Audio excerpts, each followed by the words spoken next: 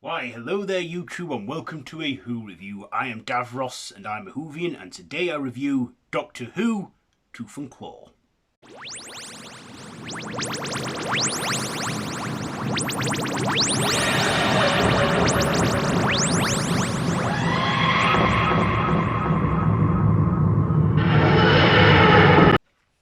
So this is a series 2 episode in the revived era.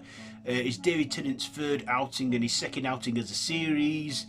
So the Doctor and Rose are attempting to head to Sheffield in 1979, but actually go off course and end up in Scotland 1879, where they come across Queen Victoria and a manor called Torchwood House, and they also encounter some warrior monks and a werewolf, and the Doctor, has to get to the bottom of this and try and fend off the wolf and protect Queen Victoria from it.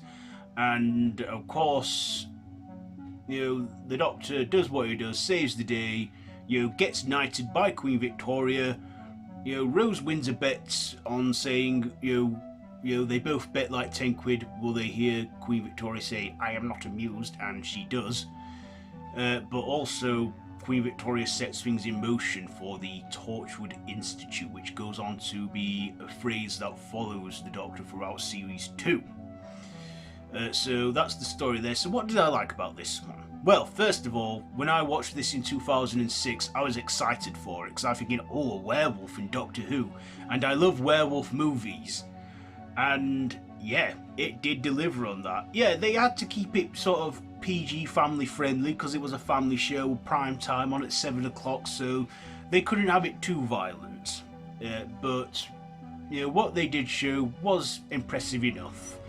I mean, I like the werewolf, the way the werewolf looked. To me, that is what a werewolf should look like: a body of a man, hair all over, the head of a wolf, and that's what we got with this one.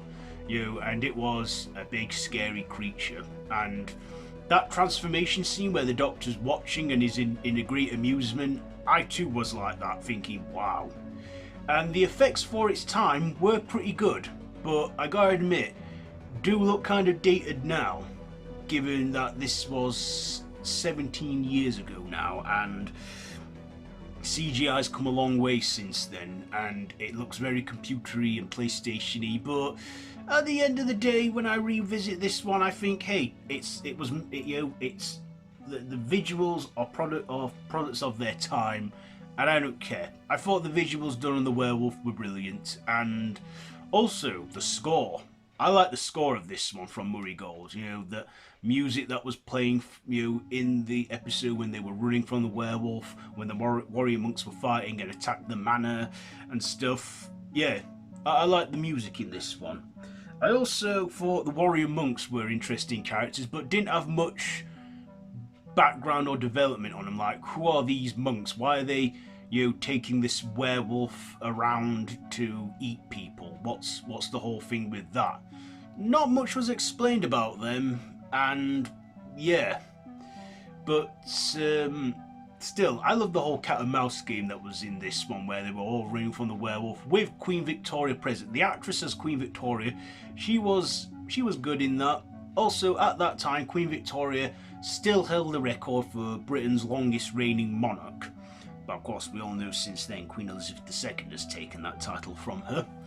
But yeah, it was interesting to see Queen Victoria again, and that actress's appearance was again shown again in the 2017 episode, The Empress of Mars. Her portrait too. I also like some of the other characters, like Sir Robert. He was an interesting character, but of course he met a grisly fate at the hand of the werewolf, and was a very interesting, a good character. I liked his character, and he stood up to the wolf. But of course, Billie Piper was great too, as well. But I feel that she was sort of there. Like for a majority of it, she was like looked down upon for being naked, or by the way she was dressed, of course, because they thought they were going in the late 70s. They ended up in the late 1870s. But of course, David Tennant was just spot on. the way he changed his accent to Scottish, speaking in his natural voice, you know, with Queen Victoria, and then he changed back to his Cockney voice, and Queen Victoria noticed that.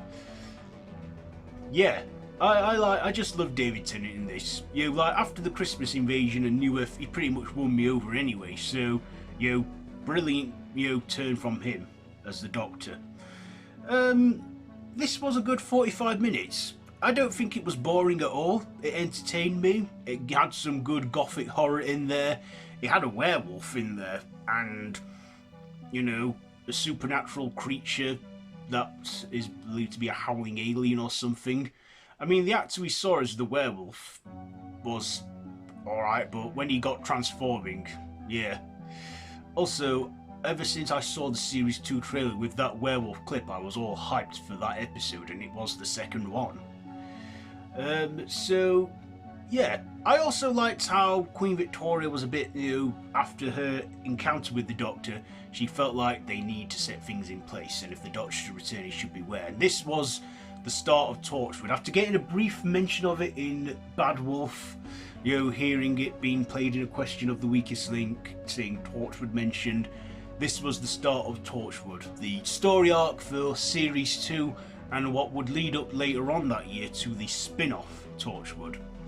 So, yeah, this was, like I say, a fun episode, and I enjoyed it. Russell T Davies's writing, spot on with this. So, my performances, I'll give them a 9. The writing, a 9. The visuals, although they're dated now, for their time, I'll give it an 8. And my personal, I'll give it a 9, because I like this one. So there you go, there's my review for Doctor Who Tooth and Claw. So have you seen this one? Let me know down in the comments below if you have. If you like this video, be sure to give it a big thumbs up. Be sure to share with your friends and hit that notification bell. And I will see you soon. So yeah, I've been Davros the Whovian, and this has been a Who review. So until next time, run for your life.